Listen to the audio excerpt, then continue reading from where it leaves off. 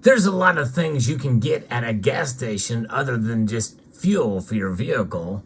Many of them are associated with convenience stores, and you can get a lot of different goodies, but typically not gold. Unless, of course, you're in South Korea or some other place that has gold vending machines. I did a story about that too. But just be very wary of anybody that approaches you with the offers of selling you gold for cheap. I'm going to talk about that and so much more as we explore.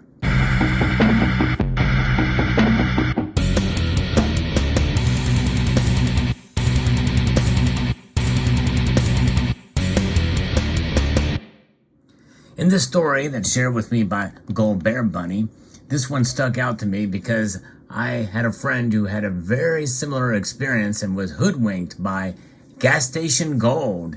A man has been arrested after allegedly selling fake gold bullion outside of a Sunshine Coast service station in Australia. Police have charged a man over an alleged fake gold bullion scam on Queensland's Sunshine Coast. The 33-year-old from Hornsby in New South Wales was arrested outside a Glass House Mountains service station. Detective Senior Sergeant Craig Mansfield said that the man advertised online before meeting with a buyer at the service station here recently, last month. Here's the thing, folks. If you, this is not a new thing, and it's not just centered around Australia. It happens all over the world, and it's seemingly here in the United States as well too. A buddy of mine was offered some gold at a service station and actually bought it. Turns out it was a fake gold Perth Mint bar. Perth Mint especially are well known for having their bars faked. And I don't know what it is about those Perth bars, but I always question every single one I see. I have done a video on fake gold with relation to those fake Perth Mint bars because they are apparently easy to pass off, even in an essay card. So I'll tell you how we can detect those here in a moment. But nonetheless, so he sold the 3 bars to the individual for cash, to a stranger, a complete stranger. There's a lot of red flags that open up there that we should not fall victim to. So shortly thereafter, the buyer had some questions. Well, that's the wrong time to have questions after the purchase has already been made, that's for sure. The buyer got his gold bullion independently tested, and it was found to be copper with gold over the top of it, much like you see with 2 of the pieces here. In fact, you can probably pick out which ones are fake and which ones are real just by looking at your screen. So police were alerted and arrested the man as he allegedly attempted to sell more of the bullion at the service station just recently. He has been charged with 3 counts of fraud, 1 count of attempted fraud, and 2 counts of possessing tainted property. Senior Sergeant Mansfield said the bullion was convincing, with a weight slightly heavier than actual gold. It looks real, it feels real, it's packaged professionally, the detective said. The thing is does it really feel real? That's the thing with assay cards. It's very difficult to really get a sense of the weight of gold in an assay card. But this does have that gravity feel to it, and that weight that you would associate with gold. But it can be very difficult, and I'll explain further as we get through this story. There have been some other independent people that we have in that field who have looked at the gold bullion. They're scratching their heads as how real does it look. He said it could potentially be more people who have purchased the bars, and they are urged to contact police if they've done so. He said anyone buying similar products online should do due diligence. This gold bullion was only $100 and $200 under the value of the real thing anyway, the detective said. So they're selling it for slightly under spot. Anybody that sells anything for under spot, you have to question. You have to be very, very diligent in your before you buy something, because it does look very convincing, especially the way they package these things.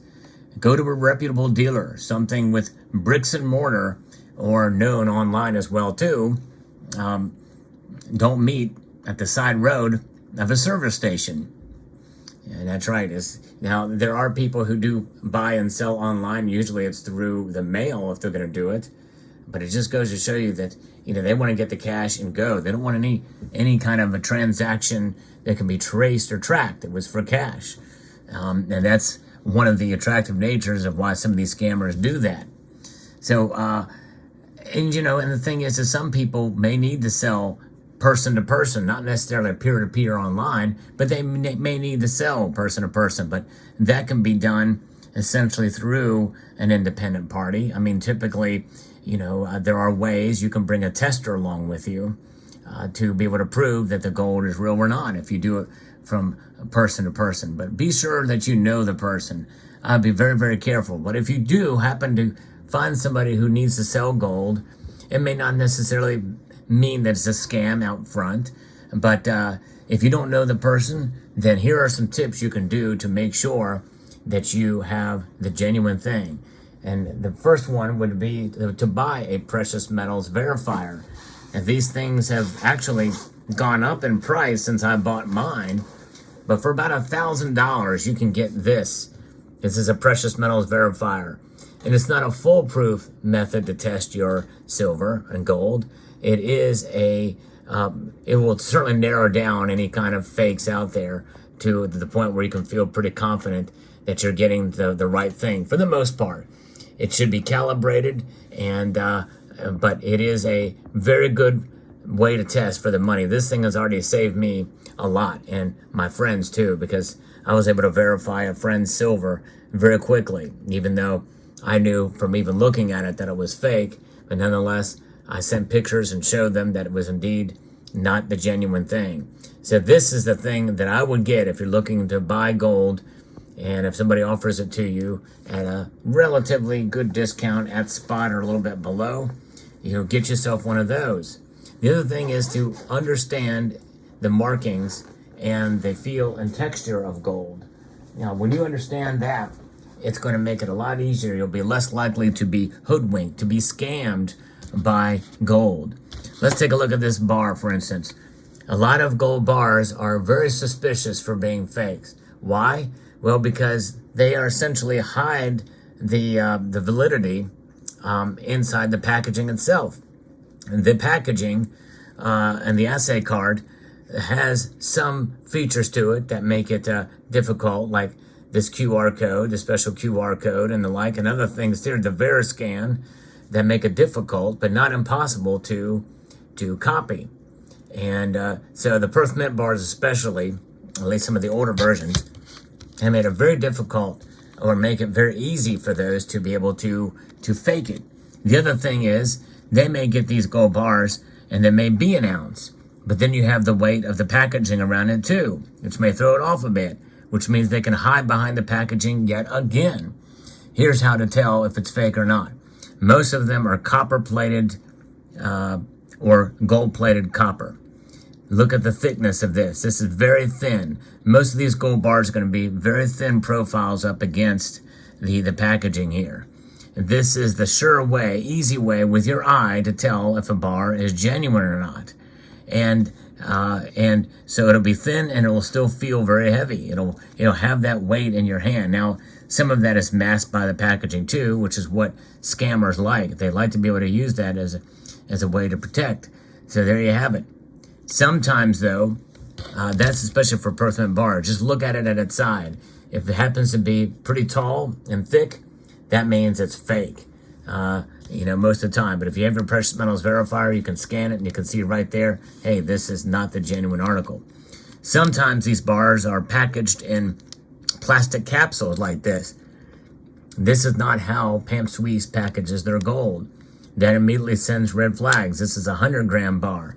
But you can see here that it is just very thick for the size. And this is copper-plated or gold-plated copper, just like the 1-ounce variety. This is a nice-looking, pretty detailed. The unbeknownst, the unassuming would think, hey, this is a genuine article. It's very nice. Of course, this one actually does say copy on it. And do not underestimate scammers to pass off copies as genuine things. Looking at it here, it'd be very hard pressed. It is gold plated, probably real gold plated. When you turn it to its side, you can see, but the packaging should give it away. Another thing, gold has a specific color to it that sometimes stands out, and this actually does look a little different. The gold has a deeper. The gold plating essentially is so thin that to some of the other metal and the like, it doesn't really catch that same kind of shine to it that actual gold has. Okay, in this case, you have a buffalo, and you can tell this is indeed a copy. It says the word copy on here to make this thing legitimate to pass off as a novelty piece. But again, some people may try to pass it off. Somebody with poor eyesight may not see that. Of course, that's only on that side. It doesn't say copy on this side. And so this is something, you see a picture of this, and it looks, it's a proof gold buffalo. Well, why is this not a genuine product? Well, we run it on the tester. We could see that it is indeed gold-plated copper. But also, look at the fields.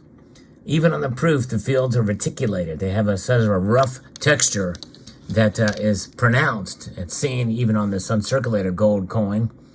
That it would be shiny, but it's still kind of reticulated on the proof version as well. And so that's how you can tell. You look at the detail. Notice the design elements. They did a fairly good job on the buffalo, but it's still not perfect, and it still has some flaws in it. And that's just something you have to get to know the design of the coins that you are working with. So if you know those things and you do your own due diligence and research, you're going to be fine. Even if you do meet somebody in private. Because I'm not saying that all private sales, person to person, as opposed to just peer to peer, mean that it's a scam. But you should go in to them heavily suspicious. And knowledge is power in this case, and you can protect yourself. So watch out for that gas station gold. And thank you again, Gold Bear Bunny, for sharing this story with me. And I'd like to extend a multitude of gratitude to all of you for taking the time to watch, and encourage you to please rate, share, comment, and subscribe.